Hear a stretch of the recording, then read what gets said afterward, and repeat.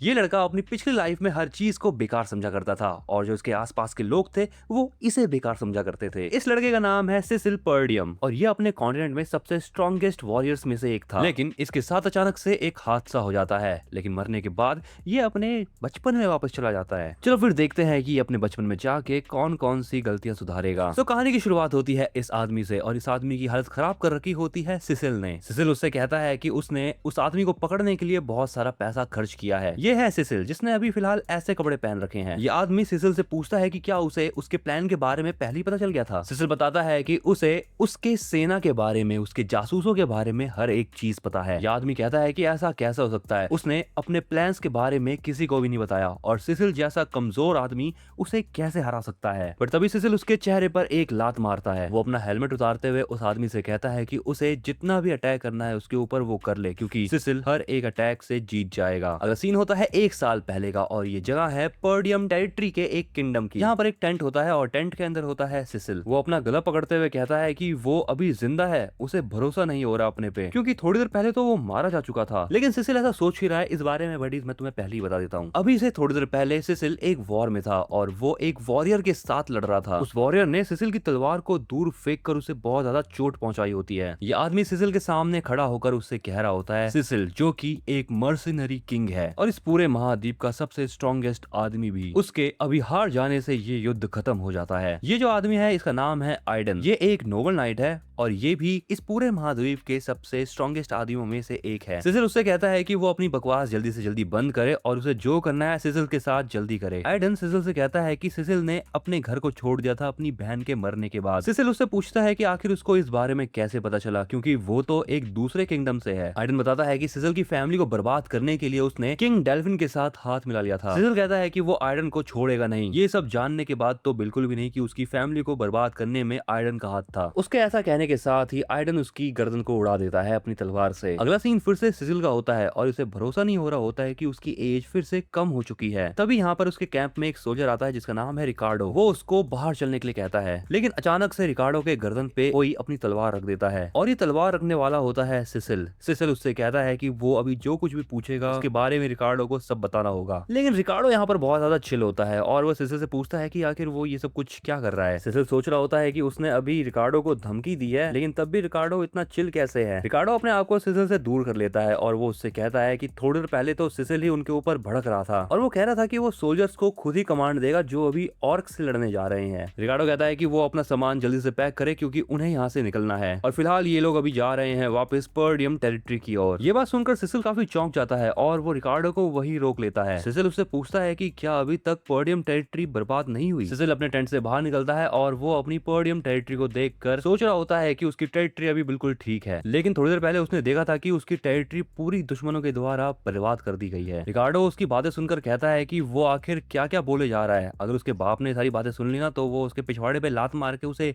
बाहर निकाल देगा। सिसिल अपने गालों को खींच के ये कंफर्म करता है कि वो फिलहाल कोई भी सपना नहीं देख रहा है और उसे यहाँ पर कंफर्म हो जाता है कि वो अब पास्ट में आ चुका है। वो अब याद करता है कि उसके पास्ट में बहुत ज्यादा इमेच्योर बिहेव किया करता था, इसलिए उसके फैमिली के सभी लोग उसे नजरअंदाज किया करते थे। उससे अपनी इतनी ज्यादा बेइज्जती सही नहीं गई और वो घर छोड़ के बाहर चला गया और कुछ साल बाद वो एक मर्सिनरी बन गया। उसने बहुत सारी लड़ाइयां करी, अपनी स्किल्स बढ़ाई और उसकी रेपुटेशन भी बढ़ गई। ये सब कुछ करने के बाद जब वो अपने पर्डियम टेरिटरी में वापस आया तब उसने देखा कि वहां पर सब कुछ बर्बाद हो चुका है, लेकिन अभी उसके पास सारी चीजें फिर से वापस आ चुकी है और पर्डियम टेरिटरी भी बिल्कुल सही सलामत है। उसके पास अभी वो लोग भी हैं जो कि उसके लिए बहुत ज्यादा मायने रखते हैं। लेकिन फिलहाल वो ये सोच रहा होता है कि थोड़ी देर पहले रिकार्डो ने उससे कहा कि उन्हें ऑर्क से जाके लड़ाई करनी है। उसे याद आता है कि उसकी पिछली लाइफ में बहुत सारे सोल्जर्स मॉन्स्टर से लड़ने तो गए थे, लेकिन वहां पर बहुत सारे सोल्जर्स मारे गए थे। रिपोर्ट के अनुसार वहां पर बहुत कम ऑक्स थे, लेकिन जब वो सभी वहां पर पहुंचते हैं तब उस जगह पर 1 डजन से भी ज्यादा ऑक्स दिखते हैं। लेकिन फिलहाल वो यहाँ पर ये बात सोच रहा होता है कि अगर वो ये बात किसी से कहेगा तो कोई भी उसके ऊपर भरोसा नहीं करेगा। लेकिन तभी अचानक से इनके सामने एक चीज आगे गिरती है। सोल्जर्स को समझ आ जाता है यहाँ पर कि ऑक्स ने इनके ऊपर अचानक से हमला कर दिया है और वो सभी ऑक्स यहाँ पर इनके ही टेंट के ओर बढ़ रहे हैं। ऑक्स आकर यहाँ पर इनके कुछ सोल्जर्स को मार भी देते हैं। तभी भागते हुए यहाँ पर इनका कमांडर आता है और और इन्हें एक फॉर्मेशन बनाने के लिए कहता है। इनके सोल्जर का नाम है कोवान। वो यहाँ पर देखता है कि हालत बहुत ज्यादा बिगड़ चुकी है। कोवान यहाँ पर यही बात सोच रहा होता है जो कि थोड़ी देर पहले सिसिल सोच रहा था। मतलब रिपोर्ट के अनुसार यहाँ पर कम ऑग थे, लेकिन अभी फिलहाल ज्यादा ऑग्स हैं। लेकिन ये बातें सोचते हुए उसके पीछे अचानक से एक मॉन्स्टर आ जाता है। वो कोवान को मारने ही वाला होता है, लेकिन सिसिल यहाँ पर तेजी से भागते हुए आता है और वो कोवान कंधा पकड़ के उसे पीछे ढकेल देता है और वो खुद जाता है उस मॉन्स्टर को मारने के लिए। सिसिल के हाथ में यहाँ पर एक स्वॉर्ड होती है। वो अपनी स्वॉर्ड का इस्तेमाल करते हुए इस मॉन्स्टर का एक हाथ काट देता है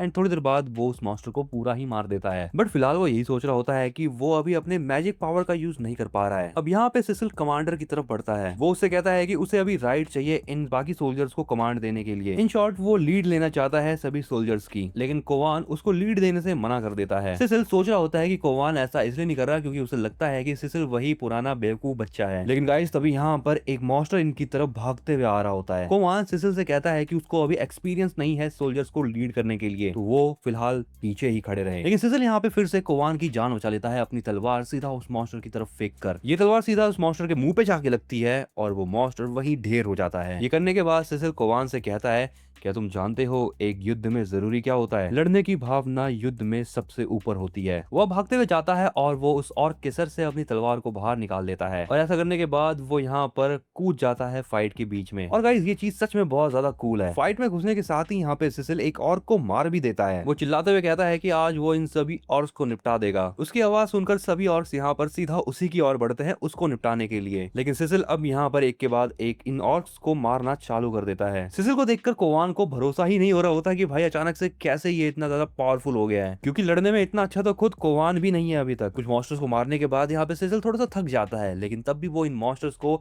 मारे ही जा रहा होता है। उसको देखकर कोवान अब ये सोच रहा होता है कि ये बंदा एक स्वॉर्ड मास्टर है जो कि माना का यूज फिलहाल नहीं कर सकता, या फिर ऐसा भी हो सकता है कि एक स्वॉर्ड मास्टर से भी ज्यादा स्किल्ड है सिसिल। सिसिल अब यहाँ पर अपना दिमाग चलाता है और वो सभी मॉन्स्टर्स को डिस्ट्रैक्ट करते हुए अपने पीछे भगाना शुरू कर देता है। कोवान समझ जाता है कि सिसिल का प्लान क्या है। सिसिल इन सभी मॉन्स्टर्स को खाए की ओर ले जा रहा है। उसका प्लान समझने के बाद कोवान अपने सभी सोल्जर्स से कहता है कि वो एक शील्ड फॉर्मेशन बना ले। दूसरी तरफ यहाँ पे कोवान उन सभी ऑर्क्स को खाए की ओर ले गया होता है। कोवान समझ जाता है कि उन्हें इन ऑर्क्स को खाए के अंदर फेंकना है, लेकिन तभी यहाँ पे कोवान देखता है कि सिसिल खुद ही खाई में कूद चुका है। अब यहाँ पे इन सोल्जर्स की बारी होती है और ये सोल्जर्स यहाँ पे इन ऑर्क्स को खाई के अंदर धकेल रहे होते हैं। थोड़ी देर तक मेहनत करने के बाद ये सोल्जर्स इन मॉन्स्टर्स को खाई में धकेल देते हैं एंड फाइनली ये मॉन्स्टर्स यहाँ पे खत्म हो जाते हैं। कोवान यहाँ पर सिसिल को ढूंढने के लिए खाई की तरफ जाता है। वो देखता है कि सिसिल अपनी स्वॉर्ड की हेल्प से यहाँ पर लटका हुआ होता है। उसको ऊपर खींचने के लिए कोवान उसकी तरफ हाथ तो बढ़ाता है, लेकिन यहाँ पे सिसिल खुद ही उस खाई में कूद जाता है। सिसिल अब यहाँ पर एक अलग ही जगह पर होता है और उसे अपने बहन की बातों की याद आ रही होती है। उसको ये बात याद आती है कि उसकी बहन ने एक बार उसे कहा था कहीं चलने के लिए, लेकिन उस टाइम पर उसने अपनी बहन को चलने से मना कर दिया था। अब यहाँ पे सिसिल की आंखें फिर से खुलती है और वो देखता है कि वो फिर से बच गया। सिसिल को लग रहा होता है कि उन सोल्जर्स ने ही सिसिल को बचाया होता है, बट तभी यहाँ पे सिसिल के रूम में उसकी मेड आती है। इसका नाम है बेलिंडा एंड अपने मेड के यहाँ पर आते ही सिसिल उसको गले लगा लेता है। वो बेलिंडा को बताता है कि उसको यहाँ पर देखकर वो बहुत खुश है। अभी सिसिल की पिछली लाइफ में बेलिंडा उसकी पर्सनल ट्यूटर हुआ करती थी। बेलिंडा उसके साथ काफी अच्छे से पेश भी आती थी और उसके साथ अच्छा व्यवहार भी करती थी, लेकिन पर्डियम टेरिटरी के खत्म हो जाने के बाद बेलिंडा गायब हो गई और वो उसके बाद से कभी भी उससे नहीं मिल पाया। सिसिल बेलिंडा को बताता है कि पर्डियम टेरिटरी बहुत खतरे में है। वो बेलिंडा को ये भी बता देता है कि वो पहले ही मारा जा चुका है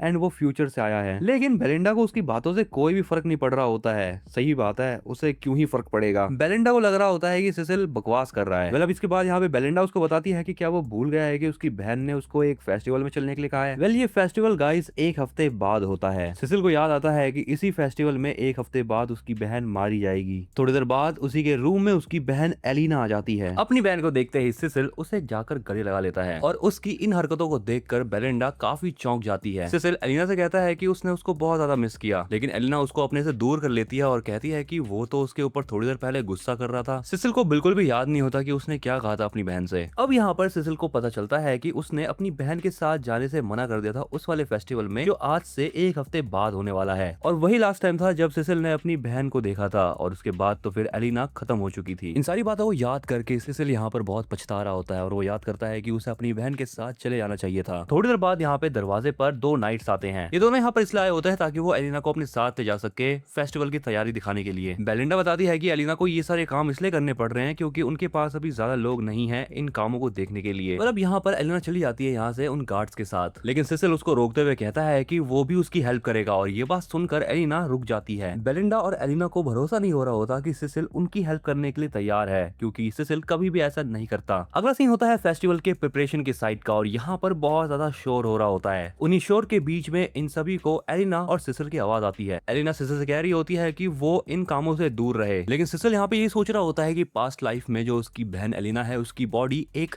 स्लम में मिली थी, जिसका मतलब ये हुआ कि उसकी बहन को जानबूझकर उस जगह पे ले जाया गया था। इन दोनों की यहाँ पर बहस चल रही होती है कि तभी यहाँ पर सिसिल को कोई आवाज लगाता है। ये एक नाइट है जिसका नाम है फेरगस। वो यहाँ पर इसलिए आया होता है क्योंकि उससे पता चलता है कि जो सिसिल है वो ऑर्क से लड़ने गया था और जो फर्गस है वो सिसिल का स्पेशल लॉयल नाइट है। फर्गस को सिसिल की बहुत चिंता हो रही थी। फर्गस को देखकर एलिना कह रही होती है कि अच्छा हुआ कि वो यहाँ पर आ गया। वो फर्गस को कहती है कि वो यहाँ से सिसिल को ले जाए। सिसिल फर्गस से कहता है कि वो उसे उन्हीं के ट्रेनिंग हॉल में लेके चले। सिसिल देखता है कि वो ट्रेनिंग हॉल बहुत अच्छे कंडीशन में है, क्योंकि उसे लग नहीं रहा था कि ये ट्रेनिंग हॉल इतनी अच्छी कंडीशन में होगा। फर्गस कहता है कि उसने इस जगह को बहुत अच्छे से संभाल के रखा है, क्योंकि वो जानता था कि एक दिन सिसिल यहाँ पे ट्रेनिंग करने आएगा। ये बात सुनकर सिसिल चौंक जाता है और वो याद करता है कि पिछली लाइफ में भी कहीं ना कहीं फर्गस उसका इंतजार कर रहा था इस ट्रेनिंग हॉल में आने के लिए। सिसिल फर्गस को बताता है कि वो अपनी पिछली लाइफ में मारा जा चुका है और अभी वो अपनी पास्ट लाइफ में वापस आ चुका है। जाहिर सी बात है फर्गस को उसकी बात पे भरोसा नहीं हो रहा होता। और गाइस, अगर तुम भी फर्गस की जगह होते तुम तो सीधा सिसिल को तभी सिसिल को याद आता है कि एक नोबल के ऊपर एलिना की डेथ का इल्जाम लगा था और इसी के चलते पर्डियम टेरिटरी युद्ध में शामिल हुआ, जिसके बाद पर्डियम टेरिटरी बर्बाद हो गई। सिसिल के पास अभी फिलहाल एक ही गोल है कि वो ऐसा होने से रोके, और वो ऐसा होने से कैसे रोकेगा चलो आगे देखते हैं। अब वो यहाँ पर एक जगह पे बैठ जाता है और माना ट्रेनिंग करना शुरू कर देता है। वो यहाँ पर बैठ के ये सोच रहा होता है कि वो अपनी पिछली लाइफ में इतना ज्यादा स्ट्रॉन्ग था कि वो युद्ध के बीच में भी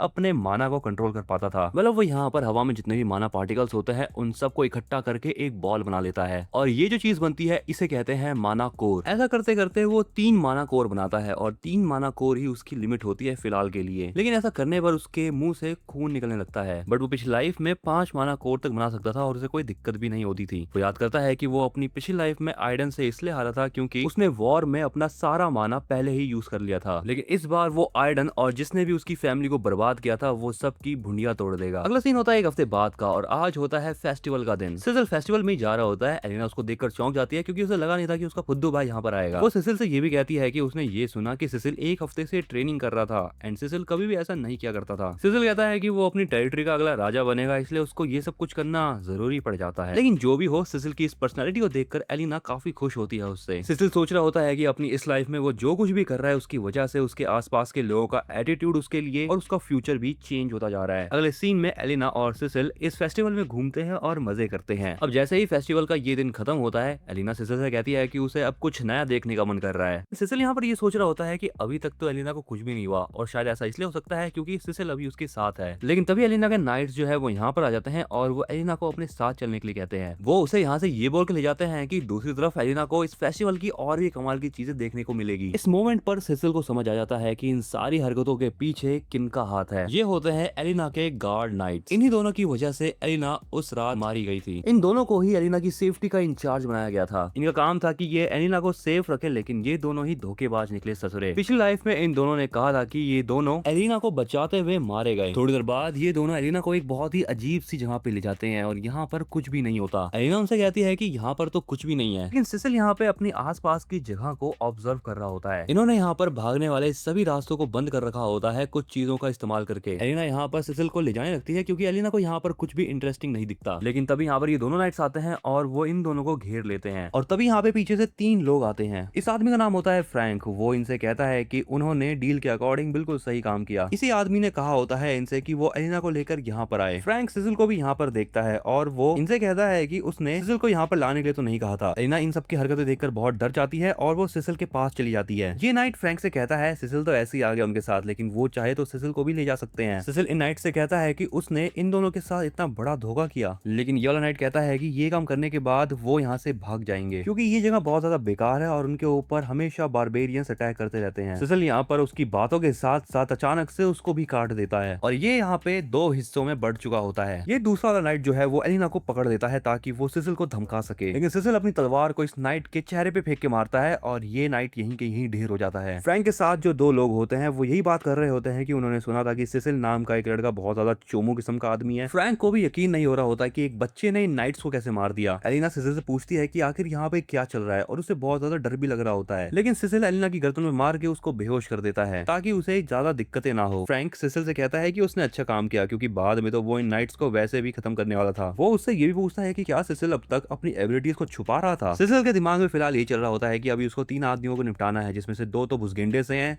और वो उन्हें आराम से निपटा लेगा। लेकिन फ्रैंक के अंदर से उसे अच्छे अमाउंट में माना एनर्जी फील हो रही है। सिसिल उनसे पूछता है कि आखिर उन्हें यहाँ पर किसने भेजा है, लेकिन फ्रैंक उसके सवालों का जवाब नहीं देता। सिसिल अब अपनी तलवार निकाल लेता है माना एनर्जी के साथ और वो इनकी तोड़ने के लिए तैयार होता है। फ्रैंक इन दोनों आदमियों को ऑर्डर देता है कि उन्हें सिसिल को जिंदा पकड़ना है। ये दोनों सिसिल के पास पहुंच जाते हैं उसे पकड़ने के लिए, लेकिन सिसिल उनके ऊपर एक चीज फेंकता है और ये होता है एक फायर क्रैकर। इस चीज से यहाँ पर ये वाला आदमी डिस्ट्रैक्ट हो जाता है और इस चीज का फायदा उठाकर सिसिल उसके सर में ही तलवार घुसा देता है। दूसरा आदमी भी अब सिसिल के ऊपर अटैक करने के लिए जाता है, लेकिन सिसिल उसके अटैक को ब्लॉक कर देता है। सिसिल उसकी तलवार छीन के उसकी गर्दन उड़ा देता है और ये सीन काफी कमाल का लगा मुझे। इस डिस्ट्रैक्शन का यहाँ पर फायदा उठाकर फ्रैंक सिसिल के ऊपर पीछे से अटैक करता है, बट सिसिल भी यहाँ पर बहुत ज्यादा स्ट्रॉन्ग होता है। वो अपनी तलवार से उसके अटैक को ब्लॉक कर देता है, जिसके बाद वो मुड़कर फ्रैंक के गले पर एक अटैक करता है, लेकिन फ्रैंक अपने आप को बचा लेता है माना का यूज करके। लेकिन सिसिल थोड़ी देर बाद उसी की तरफ जाता है और उसके फेस को टारगेट करता है, चुम्मा लेने के लिए नहीं, मारने के लिए। वो इसको इतनी तेज लात मारता है कि फ्रैंक उसके अटैक से बहुत दूर चले जाता है। फ्रैंक नोटिस करता है कि सिसिल के इस वाले अटैक से उसके मुंह से ब्लड जा रहा है। उसे समझ नहीं आता कि आखिर ऐसा कैसे हो गया, क्योंकि वो तो माना शील्ड का यूज कर रहा था। सिसिल के अंदर से यहाँ पर बहुत ज्यादा अमाउंट में माना एनर्जी फ्लो हो रही होती है एंड फाइनली वो अपने थर्ड माना कोर को रिलीज कर देता है। ये सब करने के बाद वो सीधा बढ़ता है फ्रैंक की ओर उसे खत्म करने के लिए, लेकिन फ्रैंक इन हमलों को भी ब्लॉक तो कर लेता है, लेकिन बहुत मुश्किल से। वो ये भी नोटिस करता है कि उसके हाथ हिल रहे हैं उसके अटैक्स को ब्लॉक करने में। थोड़ी देर बाद सिसिल फ्रैंक की तलवार को भी तोड़ देता है। वो उसके अंदर तलवार घुसाकर उसको दीवार में भी पटक देता है, जिसके बाद वो उससे पूछताछ शुरू करता है कि आखिर उसे यहाँ पर किसने भेजा है। लेकिन फ्रैंक यहाँ पर होशियारी दिखाता है और वो एलिना को टारगेट करता है, लेकिन कुछ चीजें उसके हाथों और वेपन को पकड़ देती है और ये चीज होती है माना थ्रेड। इसका यूज करने वाला होता है सिसिल। सिसिल फ्रैंक से कहता है कि अगर जो कुछ भी सिसिल उससे पूछ रहा है फ्रैंक उसको सब कुछ सही सही बता देगा तो वो फ्रैंक को छोड़ देगा। अगर वो ऐसा नहीं करता है तो वो उसको यहीं के यहीं निपटा देगा, उसका माना को डिस्ट्रॉय करके। लेकिन फ्रैंक कहता है कि अगर उसने ऐसा करा तो यहाँ पर एक बहुत बड़ा एक्सप्लोजन होगा और इस एक्सप्लोजन में वो भी मारा जाएगा। सिसिल उससे कहता है तू कर ले जो करना है, लेकिन मैं अपने आप को बचा लूंगा। ये बात सुनने के बाद फ्रैंक की फट जाती है और वो उसको सच सच बता देता है कि उसे किंग डेस्मॉन्ड ने ये सब कुछ करने के लिए कहा था, क्योंकि डेस्मॉन्ड ये चाहता है कि पर्डियम और डिगार्ड फैमिली के बीच में युद्ध हो। सिसिल को याद आता है कि किंग डेल्फाइन हमेशा ऐसे काम किया करता था जिसके अंदर वो कम पावरफुल नोबल्स का यूज करता था ऐसे घटिया काम करवाने के लिए। सारी बातें निकलवाने के बाद सिसिल उसके अंदर घुसा देता है अपना तलवार। फ्रैंक सिसिल से कहता है तुमने कहा था कि तुम मुझे छोड़ दोगे। सिसिल कहता है क्यों, तुम्हारी फट गई, दूसरों को मारने में तो बड़ा मजा आता है तुमको। लेकिन फ्रैंक यहाँ पर बहुत ढीठ होता है और वो सिसिल से कहता है क्योंकि उसने पहले ही एक ऐसा काम किया है जिससे डिगार्ड के पास एक वजह होगी पर्डियम पर हमला करने की। बट सिसिल उसकी बकवास नहीं सुनता और वो उसका माना को डिस्ट्रॉय करके उसे वहीं के वहीं मार देता है। फाइट के खत्म हो जाने के बाद सिसिल के मुंह से भी यहाँ पे ब्लड जाता है, क्योंकि उसने 3 माना कोर को बना के फाइट की थी। लेकिन वो उठता है और वो इस जहां पर घुस जाता है, क्योंकि उसे याद आ जाता है कि कलीना के साथ साथ कोई और भी था जिसकी बॉडी उन्हें मिली थी, जो है किंग डिगाल का बेटा, और वो यहाँ पे मरा हुआ है। सिसिल समझ जाता है कि ये काम फ्रैंक नहीं करा है, क्योंकि वही कह रहा था कि उसने एक कांड करा है। वो सोचता है कि अब उसे इन बॉडीज को ठिकाने लगाना होगा। थोड़ी देर बाद यहाँ पे सिसिल बाहर आता है और जिस बिल्डिंग के अंदर उसे डिगाल्ड के बेटे की बॉडी मिली थी वो उस बॉडी को और इस बिल्डिंग को जला देता है। अब यहाँ से ये दोनों जान लगते हैं, लेकिन यहाँ पर पेड़ के ऊपर बैठा हुआ एक आदमी इन्हें देख लेता है। अगला सीन उस आदमी का होता है जो कि पेड़ से सिसिल को देख रहा था और वो अभी कुछ आदमियों के बीच में बैठा हुआ है। ये उनको ये बताता है कि जो मिशन था वो फेल हो चुका है। मिशन से मतलब है एलिना को टपकाने वाला मिशन। ये मिस्टीरियस आदमी इससे कहता है तुम बहाना मार रहे हो क्या, वो सिसिल नाम का लड़का इतना चोमू कहीं का मदर, मतलब तुम ये क्या कह रहे हो, वो ऐसा कैसे कर सकता है, वो तो अभी एक बच्चा है। ये आदमी उससे कहता है तुम एक बार जाओ तुम्हारी भी ले लेगा। ये आदमी यही बता रहा होता है कि सिसिल बहुत खतरनाक है। वेल यहाँ पर इन लोगों का मिशन फेल हो जाता है तो ये आदमी इन सब से एक और चांस मांगता है, बट ये मिस्टीरियस आदमी उसको सेकंड चांस देने के अगेंस्ट होता है। लेकिन ये कहता है कि अगर उसको सच में सेकंड चांस मिलता है तो वो सिसिल की भूल तोड़ देगा और वो सिसिल की एक फाइट करवाएगा किसी और के साथ। जिस आदमी से सिसिल की ये फाइट कराएगा उसका नाम है केन लॉगेस। केन जो है वो सिसिल का कजिन भी है, तो ये काम करवाना आसान रहेगा। उस आदमी की बातें सुनकर ये आदमी उसे एक और चांस देने को तैयार हो जाता है, लेकिन वो एक शर्त रखता है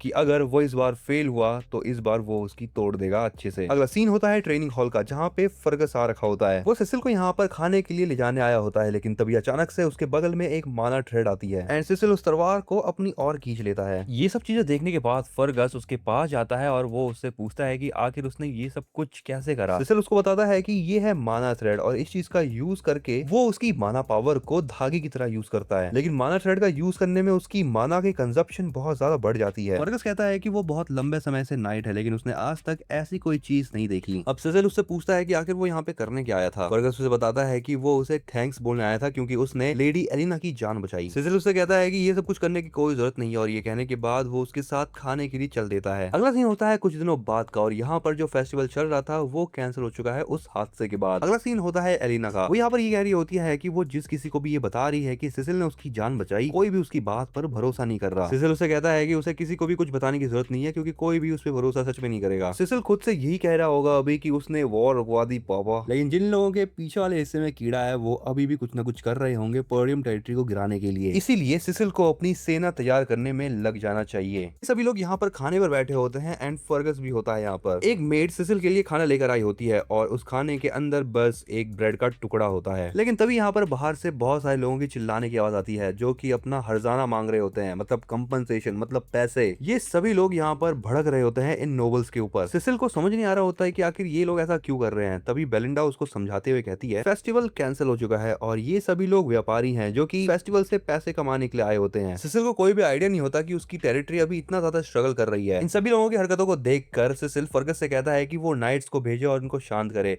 लेकिन फर्गस कहता है हमारे पास तो नाइट्स ही नहीं है क्योंकि सारे के सारे नाइट्स तो उस जगह को रिबिल्ड करने गए हैं जहां पर स्ट्रक्चर टूटे थे। ये वही स्ट्रक्चर्स होते हैं जो कि ऑर्क्स ने तोड़े होते हैं। एक और ज्ञान वाली बात यहाँ पर यह है कि इनकी टेरिटरी के उत्तर दिशा में बारबेरियंस रहते हैं और पूर्व दिशा में एक जंगल है जहाँ पे बहुत खतरनाक मॉन्स्टर्स रहते हैं। फिलहाल पेरिडियम टेरिटरी के पास ना ही सोना है ना ही सोल्जर्स। मतलब यहाँ पे सिसिल बेलिंडा को एक कोने में ले जाता है। सिसिल उससे कहता है कि जो खर्चा सिसिल को मिलता है उसके बाप से, उन पैसों की देख रेख बेलिंडा करती है, तो वो उन पैसों का यूज करे और इन सबको शांत करे जाकर। बेलिंडा उससे कहती है कि उसके पास कोई पैसा नहीं है क्योंकि उसके बाप ने उसकी सारी अलाउंसेस बंद कर दी है क्योंकि सिसिल बहुत पैसे उड़ाया करता था। अब ये बंदा एक ऐसी हरकत करता है जिसपे मुझे भरोसा नहीं हो रहा होता। ये अपनी नौकरानी से पैसे उधार मांग रहा है, क्या दिन आ गए हैं। लेकिन बेलिंडा के पास भी पैसे नहीं होते। इसका मतलब अब यहाँ पर नो मनी नो सोल्जर्स, कुछ भी नहीं। सिसिल जानता है कि उसकी टेरिटरी का फ्यूचर क्या है, लेकिन फिलहाल तो उसको पैसे चाहिए ताकि वो अपने राज्य को और आगे बढ़ा पाए। वो यहाँ पर बैठा होता है और उसके पास भागते हुए रिकार्डो आता है। रिकार्डो सिसिल को बताता है कि केन उसे ढूंढ रहा है। अगला सीन होता है कोवान का। यहाँ पर उसकी पिटाई हो रही होती है केन के हाथों। केन उसको झुका के इतना मार रहा होता है, इतना मार रहा होता है कि उसकी हालत खराब हो जाती है। वेल यहाँ पर मार धाड़ होने के बाद फिर पहुंचता है सिसिल। थोड़ा देर पहले पहुंचता तो मजा आता ना। ये है उसका कजिन ब्रदर केन। सिसिल यहाँ पर अपने कजिन को देखकर समझ जाता है कि ये लड़का अपनी टेरिटरी लॉजिस का अगला शासक है और जो लॉजिस की टेरिटरी है वो पर्डियम की टेरिटरी के साथ अलायंस में है, यानी संधि है, मतलब मित्रता समझ लो। अब यहाँ पर सिचुएशन के बारे में सिसिल रिकार्डो से पूछता है। रिकार्डो बताता है उन्हें खबर मिली थी कि एक जगह पर कुछ अफरा तफरी हो रही है, लेकिन जब वो लोग इस जगह पर पहुंचे तब उन्हें यहाँ पर केन दिखता है। केन उनसे पूछता है कि जो फिलहाल में अफवाह उड़ रही है कि सिसिल ने ना सब कुछ कर दिया वो भी अकेले, क्या वो सच है। कोवान उसे बता देता है कि ये सारी बातें सच है और ये बात सुनने के बाद केन उसके मुंह में कुछ भर देता है और उसकी पिटाई करना चालू कर देता है। केन को ऐसा लग रहा होता है कि यहाँ पर कोवान उससे झूठ बोल रहा है। सीधी सी बात यह है कि केन को यहाँ पर सिसिल की हुई किसी भी हरकत पर भरोसा नहीं हो रहा होता, चाहे वो ऑक्स को मारना हो या फिर उन नाइट्स को मारना हो। और बस इतनी सी बात के लिए उसने कोवान की पिटाई कर दी। सिसिल को याद आता है कि उसकी पिछली लाइफ में जो केन है वो बस उससे काम निकलवाया करता था। अब यहाँ पे कुछ सोच के सिसिल स्माइल कर रहा होता है और उसको देख कर केन ये सोच रहा होता है कि अभी तक तो उसको लड़ाई करनी चाहिए थी केन के साथ। अगला सीन होता है कुछ समय पहले का लॉजिस मेंशन का। यहाँ पर यह आदमी केन के पास आया होता है उससे ये कहने की वो अपने कजिन को खत्म कर दे। अगर लॉजिस ऐसा कर देता है तो उसकी फैमिली को, यानी लॉजिस फैमिली को वो लोग सपोर्ट करेंगे। केन कहता है कि ये चीज करना मुश्किल है क्योंकि जो सिसिल है वो पर्डियम टेरिटरी का अगला शासक है। लेकिन यह आदमी केन को एक आइडिया देते हुए कहता है कि वो सिसिल को 1-on-1 बैटल के लिए चैलेंज कर दे और उस 1-on-1 फाइट में केन सिसिल को खत्म कर दे, जिससे कि ऐसा लगेगा कि ये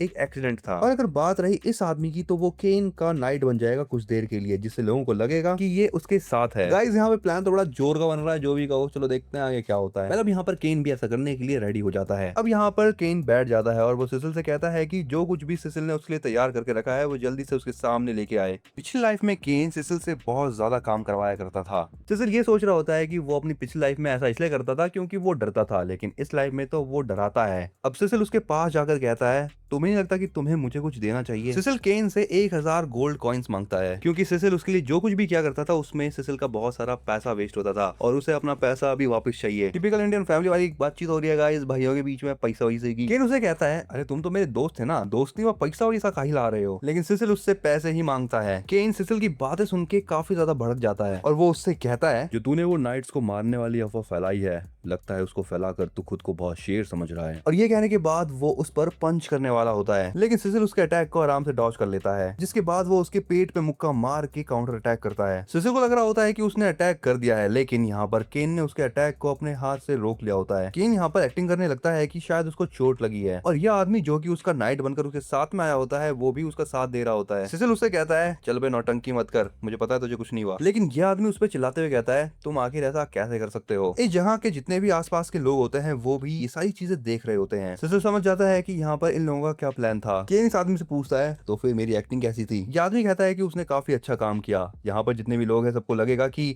ये सारी गलती सिसिल की है एंड अब यहाँ पर वो उसको चैलेंज कर सकते हैं डुअल के लिए। केन अब ज्यादा है सिसिल को चैलेंज करने के लिए, लेकिन यहाँ पे सिसिल पहले ही उसको चैलेंज कर देता है डुअल के लिए। सिसिल केन से कहता है कि सबसे पहले गलती केन की ये है कि उसने पर्डियम किंगडम के सक्सेसर की बेइज्जती करी है और उसके नाइट को चोट भी पहुंचाई। केन सोच रहा होता है यहाँ पर कि सिसिल कितना बड़ा बेवकूफ है क्योंकि उसने खुद सामने से केन को चैलेंज कर दिया। अब यहाँ पे केन उसके चैलेंज को एक्सेप्ट कर लेता है। सिसिल रिकार्डो से कहता है कि जितने भी मर्चेंट्स उसके कैसल के बाहर नौटंकी कर रहे थे वो सबको यहाँ पर ले आए क्योंकि अभी पैसे कमाने की बारी है। फेस्टिवल तो कैंसिल हो गया, लेकिन अभी भी कुछ ऐसे टूरिस्ट और व्यापारी हैं जो कि यहाँ पे रुके हुए थे और वो अब यहाँ पर इनके मैच में पैसा लगाएंगे। सभी व्यापारी लोग यहाँ पर इकट्ठा हो जाते हैं और मैच का पूरा माहौल बन जाता है। यमोटो सबसे कह रहा होता है कि किसको पैसे लगाने हैं और कितने पैसे लगाने हैं, सब मेरे पास आओ। केन सिसिल को कहता है कि वो उसको एक वार्निंग दे रहा है क्योंकि अगर यहाँ पे सिसिल सरेंडर कर भी देता है तो केन रुकेगा नहीं उसको मारते मारते। सिसिल पहले से जानता है कि केन उसको यहाँ पर निपटाने के लिए ही आ रखा है। अब जैसे यहाँ पर मैच स्टार्ट होने वाला होता है ये आदमी यहाँ पे आके मैच को होने से रोक देता है। यमोटो बताता है कि किसी भी व्यापारी ने अभी तक सिसिल के ऊपर पैसा नहीं लगाया है। ये लोग यही बातें कर रहे होते हैं कि उस बंदे के ऊपर कोई भी पैसा लगा दे क्या ही फर्क पड़ता है। इन चीजों को देखकर केन सिसिल के ऊपर हंस रहा होता है, लेकिन तभी यहाँ पर कोवान आता है और वो सिसिल के ऊपर पैसा लगा देता है। थोड़ी देर बाद एलिना भी यहाँ पर आती है और वो अपने भाई सिसिल के ऊपर पैसा लगा देती है। एलिना को यहाँ पर देखकर जितने भी आसपास के लोग होते हैं सब बहुत चौंक जाते हैं। अब इस मोटो के पास इतने पैसे इकट्ठा हो जाते हैं कि ये मैच स्टार्ट किया जा सकता है। सिसिल केन से कहता है कि वो उससे बड़ा है, इसलिए अगर सिसिल पहले अटैक करेगा केन के ऊपर तब तो ये बहुत अपमानजनक होगा। इसके बाद केन अपनी तलवार के पीछे वाले हिस्से से सिसिल के ऊपर अटैक करने की सोचता है, लेकिन यहाँ पर सिसिल पहले ही पीछे हो जाता है। केन उसको अब लात मारने की कोशिश करता है, लेकिन वो ऐसा भी नहीं कर पाता। सिसिल की एक ही स्ट्रेटेजी होती है कि वो केन को बस डॉज करेगा। अब केन अपनी स्वॉर्ड से सिसिल को पकड़ लेता है और उसे हवा में उछाल देता है। सिसिल अब यहाँ पर अपनी माना थ्रेड का यूज करता है और वो परफेक्टली दीवार पर बैठ जाता है और अब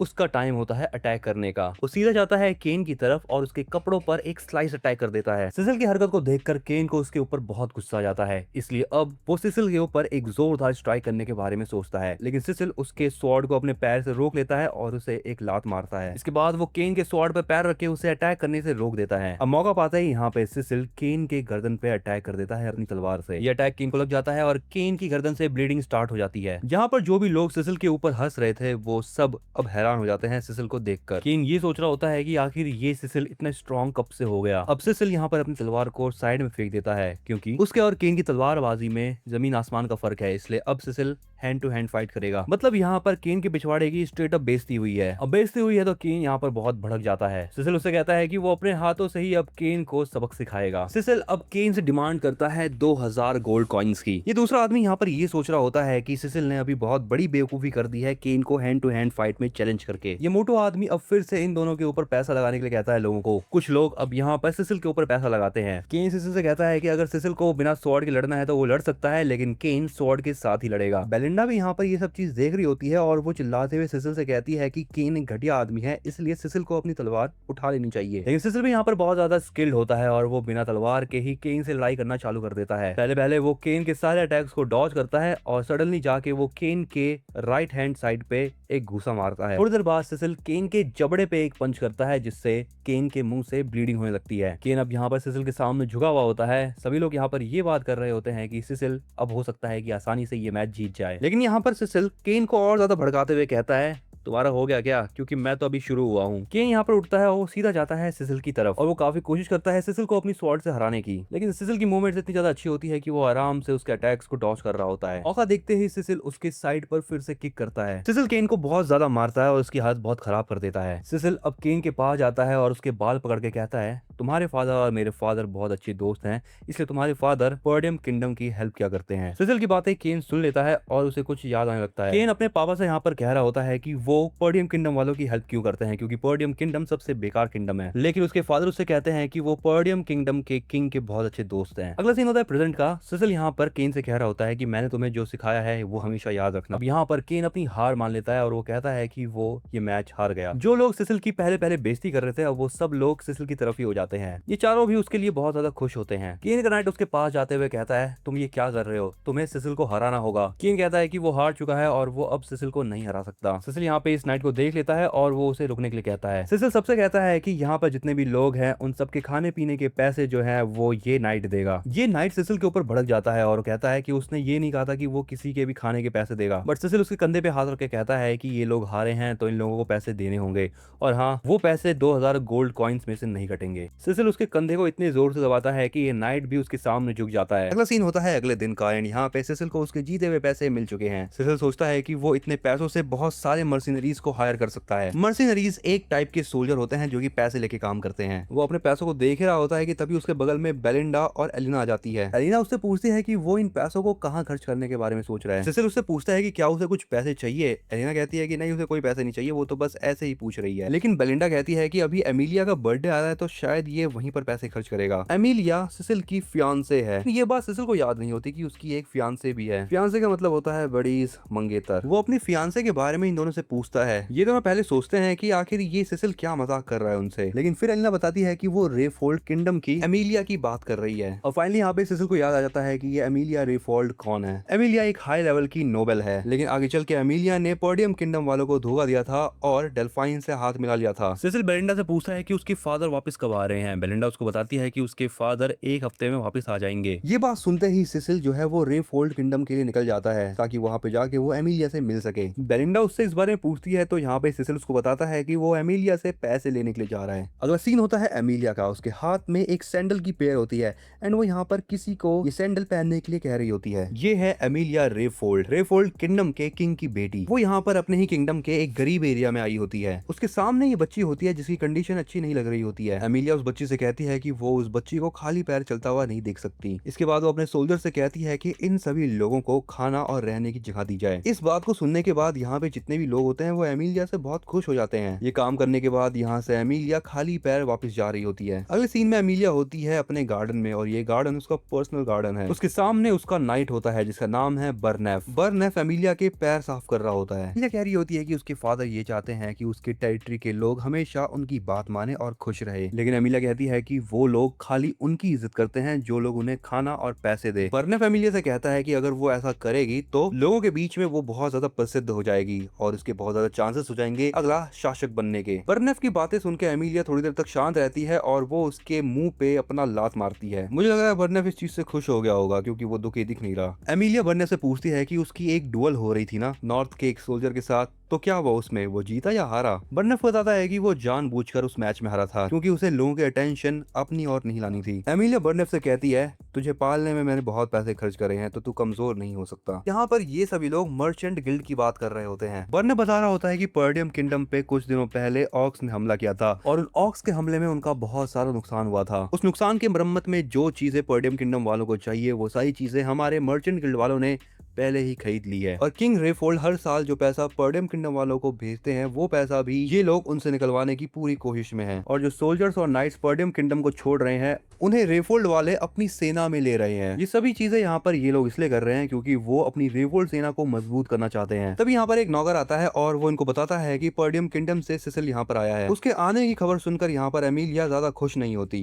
वो सोच रही होती है कि अभी वो करने क्या आया है यहाँ पर। इस सर्वेंट से इन दोनों को पता चलता है कि वो यहाँ पर मर्चेंट गिल्ड वालों के बारे में बात करने आया है। अगला सीन होता है विजिटर रूम का और यहाँ पर एमिलिया के सामने सिसिल बैठा होता है। एमिलिया उसे कहती है कि वो बिना बताए यहाँ पर कैसे आ सकता है, उसे यहाँ पर आने से पहले बताना चाहिए था एक बार। सिसिल उसे कहता है कि वो जानता है कि एमिलिया का बर्थडे आने वाला है तो वो सोच रहा था कि वो एडवांस में एमिलिया को कुछ दे दे। वो एमिलिया को एक फूल देते हुए कहता है कि वो ये फूल मर्चेंट गिल्ड से खरीद के लाया है। ये फूल लेने के बाद एमिलिया वहाँ से जाने लगती है, लेकिन सिसिल यहाँ पर उसको गुस्से में बैठने के लिए कहता है। एमिलिया सोच रही होती है कि ये सिसिल तो उसके सामने आने से डरा करता था, लेकिन आज इसके तेवर इतने चेंज कैसे है। वो एमिलिया से सीधा कहता है कि उसे 10,000 गोल्ड कॉइन्स चाहिए, क्योंकि वो जानता है कि एमिलिया उससे शादी नहीं करने वाली, और वो ये भी जानता है कि वो मर्चेंट गिल्ड को इतना बड़ा इसलिए कर रही है ताकि वो खुद अगली शासक बन पाए। उसकी बातें सुनकर एमिलिया उस पर बहुत भड़क जाती है और वो कहती है कि उसको ऐसी बातें नहीं करनी चाहिए। सिसिल एमिलिया से कहता है कि वो किसी को कुछ भी नहीं बताएगा अगर एमिलिया उसको चुपचाप 10,000 गोल्ड कॉइन दे देती है तो। लेकिन एमिलिया यहाँ पे बर्नेफ को बुला देती है। बर्नेफ यहाँ पर आता है और वो सीधा पहले सिसिल को ग्रीट करता है। सिसिल को याद आता है कि ये बर्नेफ बहुत ज्यादा स्किल्ड स्वॉर्ड्समैन है, लेकिन तभी यहाँ पे एमिलिया बर्नेफ को ऑर्डर देती है कि वो सिसिल को यहीं के यहीं खत्म कर दे। लेकिन सिसिल भी यहाँ पर अपनी स्वॉर्ड को लेके आया होता है और वो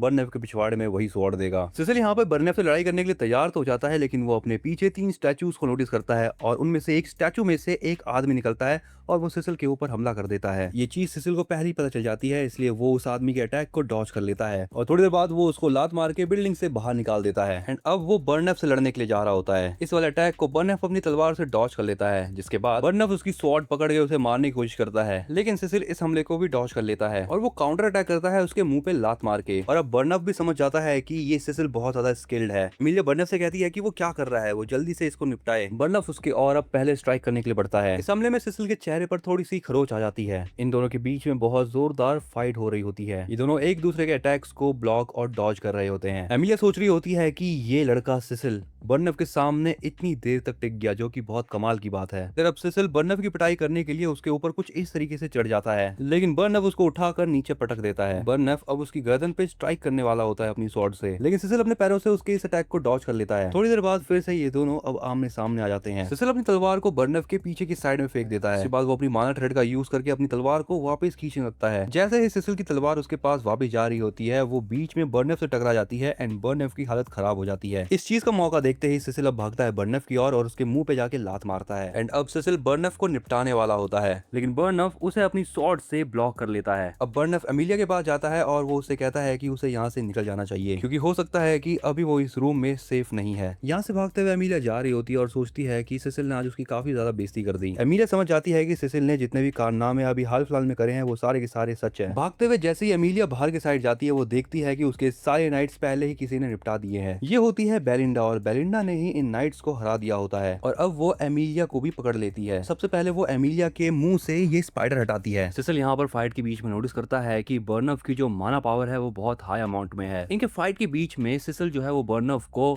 ऑब्जर्व भी कर रहा होता है। सिसिल अब इस फाइट को खत्म करने के लिए अपने थर्ड कोर को रिलीज कर देता है। इसके बाद सिसिल जाता है बर्नेफ की तरफ और उसके हाथों से उसकी तलवार को दूर कर देता है। बर्नेफ की यहाँ पे फील्डिंग सेट होने वाली होती है, लेकिन एमिलिया बीच में जाती है और उनकी फाइट रोक देती है। एमिलिया उससे कहती है कि वो उसको 10,000 गोल्ड कॉइन दे देगी, लेकिन वो अभी यहाँ से चला जाए। लेकिन सिसिल उसके पास जाता है और उससे कहता है कि अब उसकी फीस बढ़ गई है, उसे अब 20,000 गोल्ड कॉइन चाहिए। अगला सीन तब का होता है जब सिसिल यहाँ से जा चुका होता है और एमिलिया यहाँ पर काफी ज्यादा गुस्से में होती है। बर्नेफ एमिलिया को बताता है कि सिसिल बहुत स्ट्रांग था। बर्नेफ एमिलिया से पूछता है कि क्या ये सारी बातें किंग डेल्फाइन को बतानी है। एमिलिया उसको एक जोरदार थप्पड़ मारती है और कहती है तुम थोड़े से पागल हो गए हो। डेल्फाइन को अगर ये बात पता चल गई तो डेल्फाइन उन्हें छोड़ेगा नहीं। यहाँ पर उनका आइडिया होता है कि उन्हें किसी न किसी तरीके से सिसिल को निपटाना होगा। बर्नेफ कहता है कि वो अपनी टेरिटरी के नाइट्स का यूज नहीं कर सकते, क्योंकि उन्होंने अगर ऐसा किया तो वो पकड़े जाएंगे। इसीलिए वो लोग एक ग्रुप का यूज करेंगे जिसका नाम है वाइल्ड कैट। अगला सीन होता है सिसिल का, जो कि अपने बग्गी में बैठ के वापस पर्डियम टेरिटरी की ओर जा रहा होता है और उसको यहाँ पर 20,000 गोल्ड कॉइन्स भी मिल चुके होते हैं। इसका यूज वो अपनी टेरिटरी को रीबिल्ड करने में करेगा। वो यहाँ पे चाहता तो एमिलिया को भी खत्म कर सकता था, लेकिन अगर वो ऐसा करता तो उसकी टेरिटरी और रेफोल्ड टेरिटरी के बीच में जंग छिड़ जाती। इसीलिए अब उसे सोच समझ कर चीजें करनी होगी। यहाँ पर ये तीनों बैठे होते हैं। बेलिंडा यहाँ पे बताती है कि जो वो काम करने आए थे वो हो चुका है। सिसिल ने ही बेलिंडा को कहा था कि अगर अंदर से लड़ाई की आवाज आती है तो बेलिंडा को बाहर जितने भी गार्ड्स हैं उन सबको निपटाना है और एमिलिया को भी पकड़ लेना है जैसे ही वो रूम से बाहर निकले। सिसिल कहता है उसने कहा तो था, लेकिन उसने ये काम फर्गस को दिया था, ना कि बेलिंडा को। अचानक से यहाँ पे सिसिल को कुछ फील होता है और उसके मुंह से ब्लीडिंग होती है, क्योंकि उसने अपने थर्ड माना कोर का यूज किया था। लेकिन बेलिंडा यहाँ पर उसको हील करना चालू कर देती है। उसका तरीका काफी ज्यादा दर्दनाक होता है, लेकिन सिसिल यहाँ पर ठीक हो जाता है। सिसिल कहता है कि बेलिंडा ने जो तरीका अभी अपनाया उसको यूज करने के लिए बेलिंडा को अच्छी खासी नॉलेज होनी चाहिए माना की। उसे याद आता है कि उसकी मॉम बेलिंडा को लेकर आई थी, लेकिन वो नहीं जानता कि बेलिंडा कितनी ज्यादा टैलेंटेड है। बेलिंडा सिसिल से कहती है कि वो उस पर बहुत भरोसा करती है, लेकिन उसने एमिलिया से इतने सारे पैसे क्यों लिए हैं। सिसिल कहता है कि वो एमिलिया को ही जानता था जो कि पैसे वाली है, और यही रीजन था कि उसने एमिलिया से पैसे लिए। उसके आगे का प्लान है कि वो द फॉरेस्ट ऑफ बीस्ट में जाएगा और वहां पर जाके वहां के सभी मॉन्स्टर्स को मारकर अपनी टेरिटरी को फैलाएगा। फर्गस कहता है कि वो लोग ऐसा नहीं कर सकते, क्योंकि वहां पर बहुत खतरनाक मॉन्स्टर्स रहते हैं और वहां पर अपनी टेरिटरी बनाना बहुत मुश्किल है। सिसिल फर्गस से कहता है कि उसने